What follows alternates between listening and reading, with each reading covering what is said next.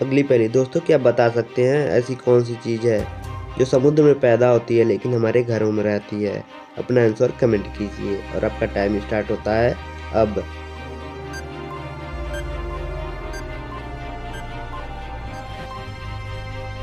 तो दोस्तों क्या आपको इसका आंसर पता चला? जल्दी से कमेंट कीजिए और चलिए इसका आंसर देखते हैं। तो दोस्तों इसका आंसर है नमक। नमक समुद्र में पैदा होता है लेकिन रहता है हमारे घर में।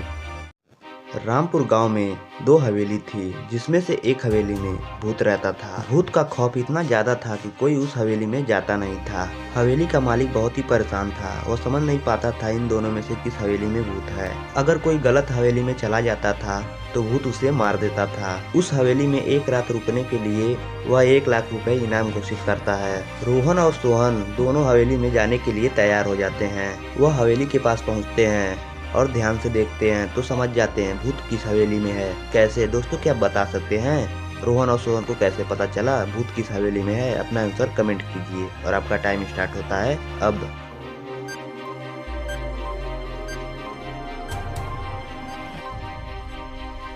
तो दोस्तों क्या आपको इसका आंसर पता चला? चलिए इसका आंसर देखते हैं। दोनों घरों के बाहर पैरों के निशान को देखिए। पहले वाले घर के बाहर पैरों के निशान बाहर आने के हैं, जबकि दूसरे वाले घर को देखिए पैरों के निशान सिर्फ अंदर जाने के हैं, बाहर आने के नहीं हैं। यानी जो व्यक्ति दूसरे वाले घर में अंदर जाएगा वो कभी बाहर नहीं आएगा, यानी भूत दूसरे वाले घर में है।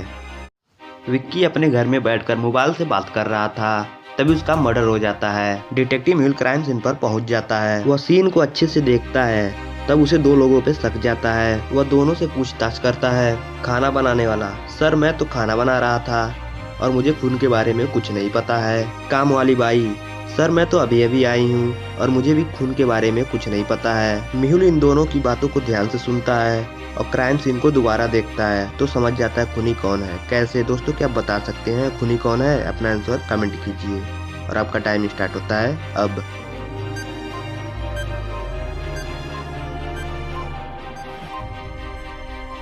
तो दोस्तों चलिए इसका आंसर देखते हैं। खूनी काम वाली बाई है, क्योंकि उसने वही इयररिंग पहनी है जो डेड बॉडी के हाथों में थी। खून करते समय उसका इयररिंग डेड बॉडी के हाथों में आ गया। मेहुल यह देखकर समझ जाता है कि खूनी यही है और उसे पकड़ लेता है।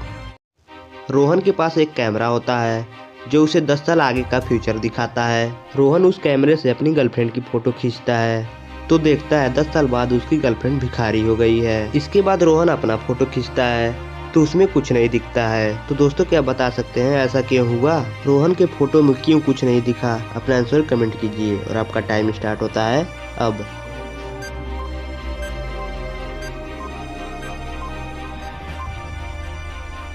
तो दोस्तों क्या आपको इसका आंसर पता चला? चलिए इसका आंसर देखते हैं। फोटो में कुछ नहीं आया क्योंकि रोहन 10 साल पहले ही मर जाएगा, तो वह 10 साल बाद की फोटो में कैसे आ सकता है? यह देखकर रोहन के होश उड़ जाते हैं। रोहन एक बार रास्ते से अपने घर जा रहा होता है, तभी उसे रास्ते में एक आदमी गिरा हुआ दिखाई देता है। रोहन उसके पास मदद के लिए रुकता नहीं है और आगे चला जाता है। आगे पहुंचने के बाद रोहन पुलिस के पास कॉल लगा देता है कि यह आदमी एक अपराधी है।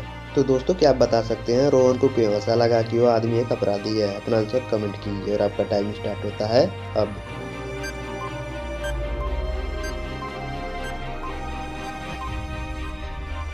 तो दोस्तों क्या आपको इसका आंसर पता चला? चलिए इसका आंसर देखते हैं। रास्ते में आते समय रोहन ने देखा उस आदमी का न तो एक्सीडेंट हुआ है और न ही उसके बॉडी पे कोई घाव के निशान है।